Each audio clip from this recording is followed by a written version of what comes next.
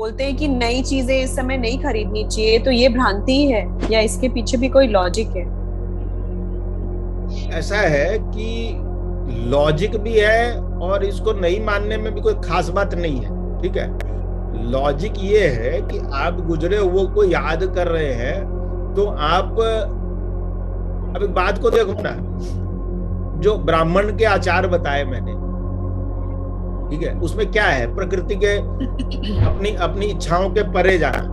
तो 15 दिन अगर हम लोग अपनी वो सब छोटी छोटी इच्छाओं को दूर रह करके अगर श्रद्धा में रह सके तो बेटर है, लेकिन नहीं भी करें तो ऐसा कोई पाप नहीं हो रहा है। अगर अपने ध्यान को आप भटका रहे हो चारों तरफ, तो फिर ऑब्वियस है कि उतना जो है वो जो चीज आपको करना चाहिए उस पर ध्यान आपका कम जाएगा।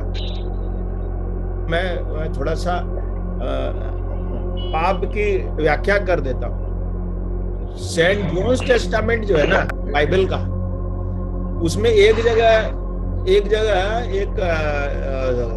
जीसस क्राइस्ट का बहुत प्रिय शिष्य, उसका नाम मेरे को याद नहीं आ रहा है, वो पूछता है कि and my lord what is sin. तो क्राइस्ट जवाब देते हैं उसको कि my son, sin is missing the mark. Missing the mark से कुछ समझ में आ रहा है, कुछ ओपनिंग हो रही है।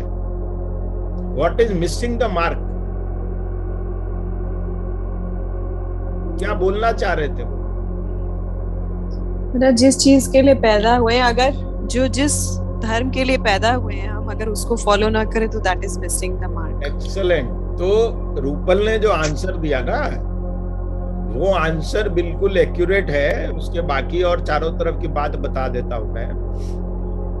मिसिंग द मार्क का एक मतलब तो ये है कि जब आप अपने लक्ष्य के अलाइनमेंट में नहीं हो, अपने यज्ञ के अलाइनमेंट में नहीं हो, जो करने आप आए हो वो कर नहीं रहे हो, then you are missing the mark।